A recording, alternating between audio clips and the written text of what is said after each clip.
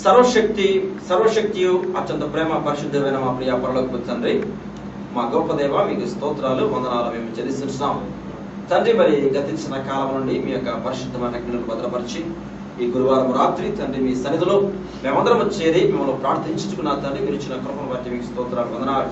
ఇది ఉన్న ప్రభు నాడు మీ ముందు మేమందరం సాగిన పడినట్టుగా నా తండ్రి మీ ఆత్మతో మమ్మల్ని నింపండి తండ్రి. మరి కూర్చున్న బిడలకు, చూస్తున్న బిడలకు, వింటున్న బిడ్డలకు నా తండ్రి మా గొప్ప దేవ నన్ను మంచి ప్రేరేపణ దయచేసిన తండ్రి, వినిచున్న వాక్యం వారు విడిచిపెట్టకుండా సాధారణ ప్రపాదాన్ని ఎత్తికొని వెళ్ళకుండా ప్రభా తండ్రి మీ సహాయం అందించమని, నన్ను మీకు జీవసంత మరుగుపరచమని యేసయ్య పరిశుద్ధ నామములో ప్రార్థించి వేడుకొనుచున్నాము తండ్రి. దేవుడికి స్తోత్రములు. క్రీస్తునందు ప్రియమైన వారలారా, దేవుడు ఈనాడు మనకు ఏర్పాటు చేసినటువంటి పరిశుద్ధ గ్రంథము నుండి లూకా శుభవార్త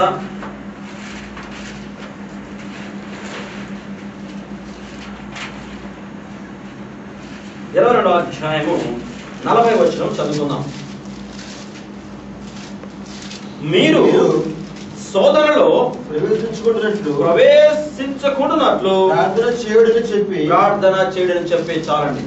క్రీస్తునందు నా యొక్క ప్రియ సహోదరులారా, ఈ రాత్రికాల సమయంలో మనం అనేక విషయాలుగా మరి దేవుని సన్నిధిలో మనము అడుగుతూ ఉంటాం. దేవుని చాలా విషయాలు అడుగుతూ ఉంటాం. దేవుని సన్నిధిలో ప్రభువా నాకు ఇది కావాలి, నాకు ఉద్యోగ విషయంలో నాకు సహాయం చేయండి, లేదా నా బిడ్డల యొక్క చదువుల విషయంలో సహాయం చేయండి,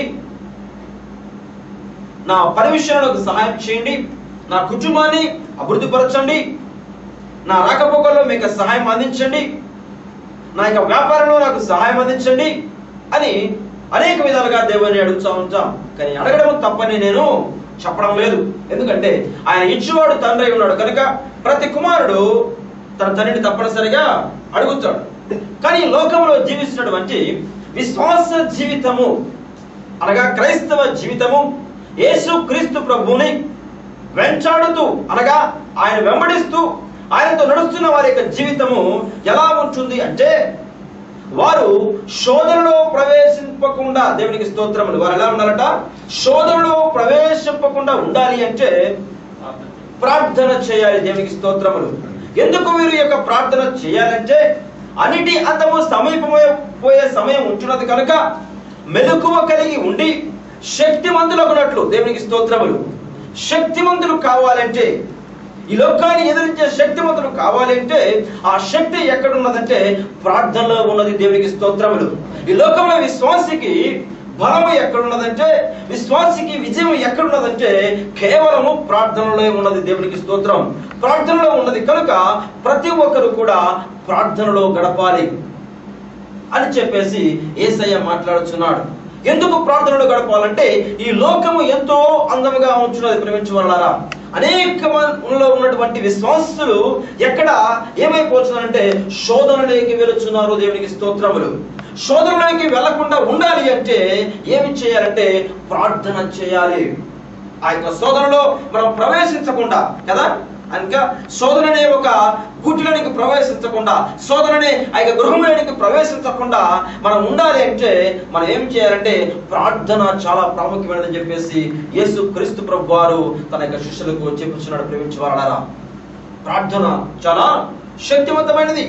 దేవుని మనం అడగవలసిన విషయం ఏమిటంటే, ప్రభువా శోధనలో ప్రవేశింపకుంటున్నట్లు ప్రార్థన చేయమని మీరు చెప్పుచున్నారు. బాగానే ఉంది. దేవునికి స్తోత్రములు. కానీ మన గతంలో మనం విన్నాం కదా, సహాయం చేయవాడు దేవుడే. ప్రేమించే వారలారా, ఈ లోకములో జీవిస్తున్న విశ్వాసికి ఏమిటంటే అనేకమైన విషయాలు కదా, మనిషి ఏమవుతున్నాడట?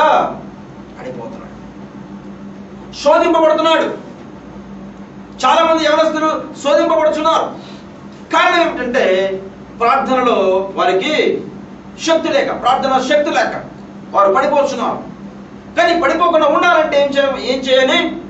ప్రార్థన చాలా ప్రాముఖ్యమైనదని చెప్పేసి వాక్యము సెలవిస్తుంది. ప్రేమించగలరా, ఎందుకు చెప్తున్నానంటే ప్రేమించగలరా, నిజమైన విశ్వాసి దేవుడితో నడుస్తున్న వ్యక్తి చేసే పని ఏమిటంటే, ఎక్కడైతే శోధన ఉంటుందో అక్కడ నుంచి ఎక్కడికి వెళ్తాడంట?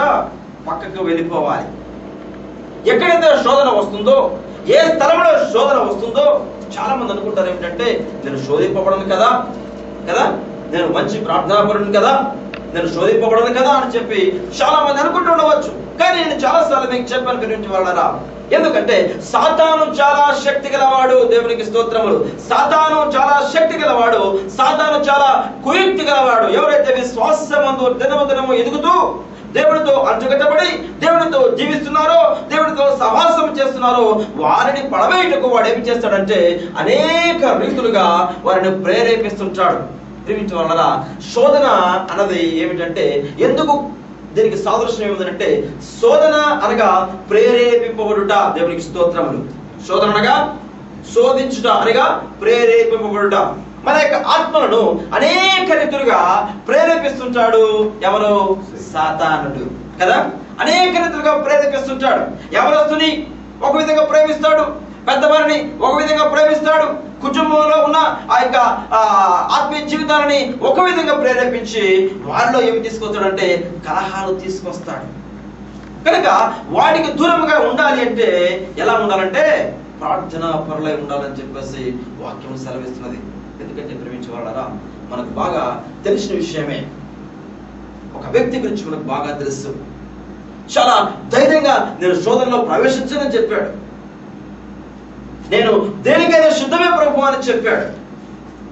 కానీ ఆ వ్యక్తి ఎక్కడ ఉన్నాడంటే దేవుడితో సహవాసం చేసిన వాడే, దేవుడితో నడిచిన వాడే, ప్రభు పిలిచినప్పుడు సమస్తాన్ని విడిచిపెట్టి వచ్చిన వ్యక్తి. ఆ వ్యక్తి మనం గమనించినట్లయితే ఎక్కడైతే శోధింపబడుతున్నాడో అక్కడ నుంచి పారిపోకుండా అక్కడే నిలుచుని ఏమయ్యాడంటే ఆయన పడిపోయినట్లు మనం చూస్తున్నాం. ప్రేమించేవాళ్ళ ముందు ఆయన చెప్పాడు.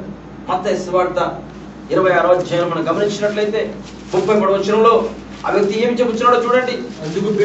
అందుకు పేతురు నీ విషయమై అందరూ అభ్యంతరపడిన.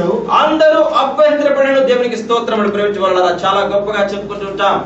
నేను దేవుని కొరకు ఎంత పనైనా చేస్తాను, దేవుని కొరకు ఏ కార్యమైనా చేస్తానని చెప్పేసి ధైర్యంగా చెప్పుకుంటాం కానీ, గొప్పలు చెప్పుకుంటుంటాం కానీ, ఎప్పుడైతే శోధన వస్తుందో అతను ప్రార్థనలో లేడు కనుక ఏమవుతాడంటే పడిపోయేవాడుగా ఉంచినట్టు మనం చూస్తున్నాం. ప్రేమించేవాళ్ళరా, పేతురు అంటున్నాడు, ఏమని చెప్తున్నాడు? యేసుక్రీస్తు ప్రభు చెప్తున్నాడు. ఏమని చెప్తున్నాడు అంటే నా యొక్క సమయం సమీపించినది అని. ఆ యొక్క గెత్సెమనే తోటలో వెళ్ళే ముందు ఆయన ఒకరినొకరు ప్రేమించుడని చెబుతూ ఆయన గురించి ఆయన మాట్లాడుతూ ఏ విధంగా నన్ను ఈ లోకనాథులు నన్ను బంధిస్తారో, ఏ విధంగా నన్ను హింసిస్తారో ఆయన చెప్పుచు వారిని ధైర్యపరుస్తూ చెప్పాడనమాట. నేను ఇక్కడ నుంచి వెళ్ళవలసిన సమయం వచ్చింది అని చెప్పినప్పుడు ఆయన అన్నాడు, ఏమన్నాడంటే ఒకటి చెప్పాడు, నువ్వు ఎక్కడికి వెళ్తున్నావు ప్రభువా అన్నాడు. ఎక్కడికి వెళ్తున్నావు అన్నాడు. మీరు ఎక్కడికి వెళ్తున్నారు ప్రభువా అని చెప్పి అడిగాడు. చూడండి, యోహాను సువార్తలో మరి క్లుప్తంగా రాయబడి ఉంటుంది. యోహాను సువార్త 13వ అధ్యాయము 35వ వచనం గమనించినట్లయితే, యోహాను సువార్త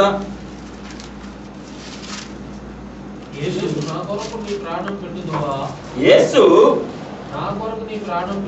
13వ అధ్యాయము సీమోను పేతురు 30వ వచనం, ప్రభువా నీవెక్కడికి వెళుచున్నావు? Praise the lord. నీవు ఎక్కడికి వెళుచున్నావని ఆయన అడుగగా యేసు ప్రైజ్ ది లార్డ్ ఆయన చెప్పాడు ఏమిటంటే, నువ్వు ఎక్కడికి